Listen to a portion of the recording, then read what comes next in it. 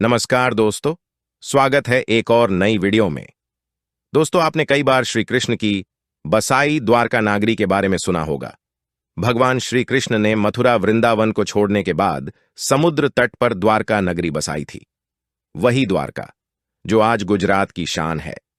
कई खोजों के दौरान समुद्र में एक नगर डूबा होने की बात सामने आती है।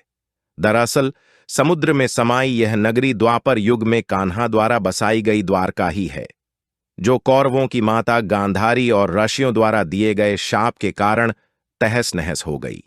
अब आपके मन में सवाल उठेगा कि भगवान की बसाई नगरी को भला आर्षि क्यों शाप देने लगे। आइए जानते हैं इस घटना की पूरी वजह। महाभारत के युद्ध में पांडवों की विजयी हुई। श्री कृष्ण ने युधिष्ठिर को राजगद्दी पर बैठाया और राज्य से जुड़े नियम कानून उन्हें समझाकर वे कौरवों की माता गांधारी से मिलने पहुंचे। कान्हा के आने पर गांधारी फूट फूट कर रोने लगी और फिर क्रोधित होकर उन्हें शाप दिया कि जिस तरह तुमने मेरे कुल का नाश किया है, तुम्हारे कुल का अंत भी इसी तरह होगा। श्री कृष्ण साक्षात भगवान थे, चाहते तो इस शाप को निष्फल कर सकते थे, लेकिन उन्होंने मानव रूप में लिए अपने जन्म का मान रखा और गांधारी को प्रणाम करके वहां से चले गए। एक दिन श्री कृष्ण के पुत्र सांब अपने मित्रों के साथ हंसी ठिठोली कर रहे थे। उस समय महर्षि विश्वामित्र और कण्व आर्षि ने द्वारका में प्रवेश किया। जब सांब के नवयुवक मित्रों की दृष्टि इन महान ऋषियों पर पड़ी तो वे इन पुण्य आत्माओं का अपमान कर बैठे। इन युवकों ने सांब को एक महिला के वेश में तैयार किया और महर्षि विश्वामित्र तथा कण्व आर्षि के सामने पहुंचकर उनसे बोले, यह स्त्री गर्भवती है, आप देखकर बताइए कि इसके गर्भ से क्या उत्पन्न होगा। दोनों ही आर्षि युवकों के इस परिहास से अत्यंत क्रोधित हुए और उन्होंने कहा कि इसके गर्भ से एक मूसल उत्पन्न होगा, जिससे तुम जैसे दुष्ट, असभ्य और क्रूर लोग अपने समस्त कुल का नाश कर लेंगे। इस घटना का पता श्री कृष्ण को चला तो उन्होंने कहा, यह अर्षियों की वाणी है, व्यर्थ नहीं जाएगी। और अगले ही दिन सांब ने एक मूसल उत्पन्न किया। इस मूसल को राजा उग्रसेन ने समुद्र में फेंकवा दिया। साथ ही श्री कृष्ण ने नगर में घोषणा करा दी कि अब कोई भी नगरवासी अपने घर में मदिरा नहीं बनाएगा, क्योंकि कृष्ण नहीं चाहते थे कि उनके कुल के लोग और संबंधी मदिरा के नशे में कोई अनुचित व्यवहार कर परिवार सहित एक दूसरे का नाश कर बैठें, क्योंकि आर्षियों की वाणी तो सच होनी ही थी। धार्मिक पुस्तकों के आधार पर महाभारत युद्ध के 36वें वर्ष में द्वारका नगरी में बहुत अपशकुन होने लगे थे। कान्हा ने सभी यदुवंशी पुरुषों को तीर्थ पर जाने के लिए कहा। इस पर सभी लोग द्वारका नगरी से तीर्थ के लिए निकल गए।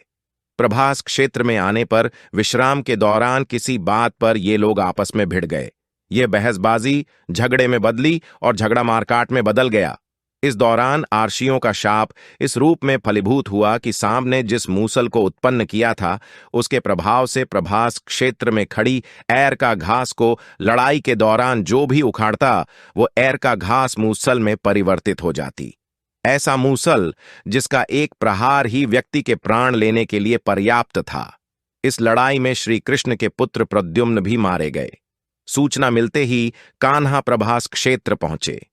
अपने पुत्र और प्रियजनों को मृत देखकर श्री कृष्ण ने क्रोध में वहां खड़ी एर का घास उखाड़ ली और हाथ में आते ही उस घास ने मूसल का रूप ले लिया।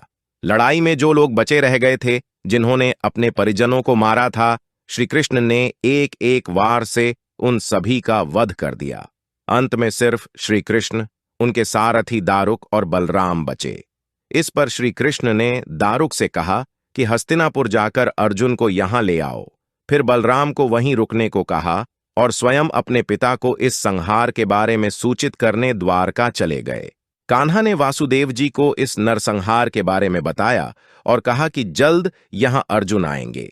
आप नगर की स्त्रियों और बच्चों को लेकर अर्जुन के साथ हस्तिनापुर चले जाइएगा।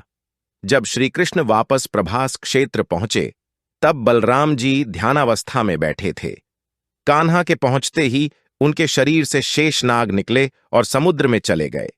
अब श्री कृष्ण इधर उधर घूमते हुए अपने जीवन और गांधारी के शाप के बारे में विचार करने लगे और फिर एक पेड़ की छांव में बैठ गए। इसी समय जरा नामक एक शिकारी का वाण उनके पैर में आकर लगा, जिसने दूर से उनके पैर के अंगूठे को हिरण का मुख समझकर वाण चला दिया था। जब वह शिकारी शिकार उठाने पहुंचा तो श्री कृष्ण के देखकर क्षमा मांगने लगा। कान्हा ने उसे अभय दान देकर देह त्याग दिया। अर्जुन ने द्वारका पहुंचकर वासुदेव जी से कहा कि वह नगर में शेष बचे सभी लोगों को हस्तिनापुर चलने की तैयारी का आदेश दें। फिर अर्जुन ने प्रभास क्षेत्र जाकर सभी यदुवंशियों का अंतिम संस्कार किया। अगले दिन वासुदेव जी ने प्राण त्याग दिए। उस पर उनका अंतिम संस्कार कर अर्जुन सभी महिलाओं और बच्चों को लेकर द्वारका से निकल गए। जैसे ही उन लोगों ने नगर छोड़ा, द्वारका का राजमहल और नगरी समुद्र में समा गई। ये था भगवान श्री कृष्ण द्वारा बसाई गई द्वारका नगरी समुद्र में सामान्य का कारण। और वर्तमान में हमें उसी नगरी के पिलर और अवशेषों के बारे में समुद्र से जुड़ी अलग अलग रिसर्च की जानकारी मिलती रहती है। चैनल को सब्सक्राइब करना ना भूलें। Thanks for watching.